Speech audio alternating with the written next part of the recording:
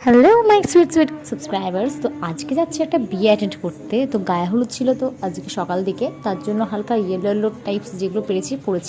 And then আমি আমার বোনকে মেকআপ করে দিচ্ছিলাম। তো বোনও, তো যাই হোক আমরা যাবো, আমি ভাই আর বোন তিনজন মিলেই যাবো। তো মেকআপটা হালকাভাবে ভাবলাম করবো, তারপর দেখছি যে না না, একটু ভালোভাবে লাউড মেকআপ করি, কারণ বিয়ে বাড়িটা বেশ ভালো হাইফাই টাইপের ছিল। তো হালকাভাবে মেকআপ, না সরি মানে ডিপভাবে মেকআপ করে নিলাম। অ্যান্ড দেন কাজল অ্যাপ্লাই করে নিলাম, যেটা আমার all time favourite. And then lip balm, যেটা খুব খুব খুব বেশি গ্লসি ছিল। অ্যান্ড দেন লিপস্টিক অ্যাপ্লাই করলাম, যে কারটা সত্যি কথা বলতে গেলে লিপে বেস কিন্তু মানাচ্ছিল। তো আমার তো খুব ভালো লাগছে, নিজের মেকআপটা আজকে সত্যি সুন্দর মতো হয়েছিল। আজকে গরমও সেই লেভেলের ছিল।